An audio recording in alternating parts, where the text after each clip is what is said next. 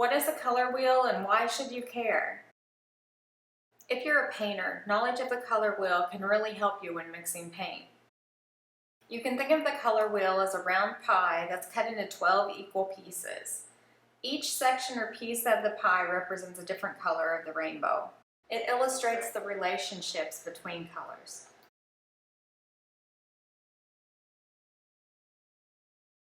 The colors in a color wheel are organized in the same order as light that has been split through a prism.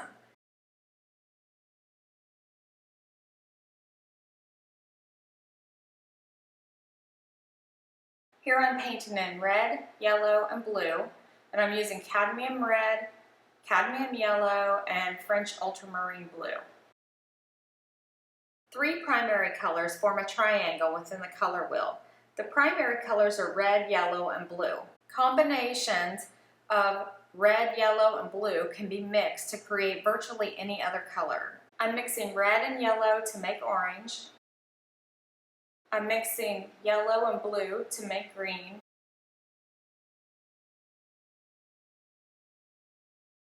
And I'm mixing red and blue to make purple or violet. The color wheel offers a simple way to understand color and paint mixing. Orange, green, and purple are considered secondary colors. These colors are located right between the primary colors on the color wheel with a gap on each side. The gaps would be filled with tertiary colors. The color wheel can offer a better understanding of color temperature. The ability to recognize color temperature is very useful when painting. Color temperature refers to how we perceive colors to be either warm or cool. Blues and violets are cool colors. Warm colors tend to have more yellow in them. A color mixture that is dominated by blue or violet will create a cool color, and a color mixture that's dominated by yellow will create a warm color. And mixing orange and yellow paint together to create yellow-orange.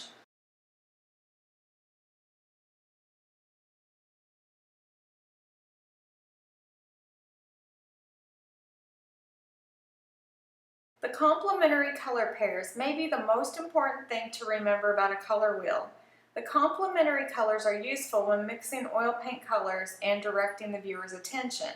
The complementary color to blue is orange. The complementary color of yellow is purple. The complementary color of red is green. When mixing paint colors, you can tone down a really bright, intense color by adding in a touch of the color's complement. To create the illusion of depth in a painting, you use muted colors in the background and more highly saturated colors in the foreground, closer to the viewer. You can mix muted paint colors by combining 2 complementary colors together. When you place 2 complementary colors directly next to each other in a painting, they really draw attention.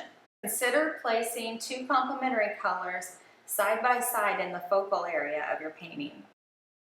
Tertiary colors are created by mixing a primary color and a secondary color. Tertiary colors include yellow-orange, yellow-green, blue-green, blue-violet, red-violet, and red-orange. Here I'm mixing purple or violet with red to make a red-violet. I'm mixing more blue into the violet to create a blue-violet.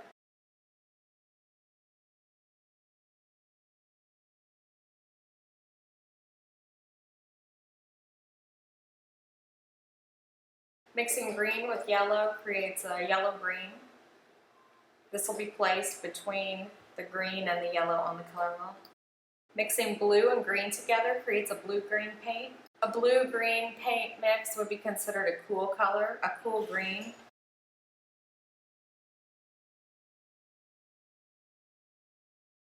I'll finish off painting the color wheel by filling in the yellow-orange and the red-orange. That's how to paint a simple color wheel. If you remember anything about a color wheel, remember that complementary colors are located straight across from one another.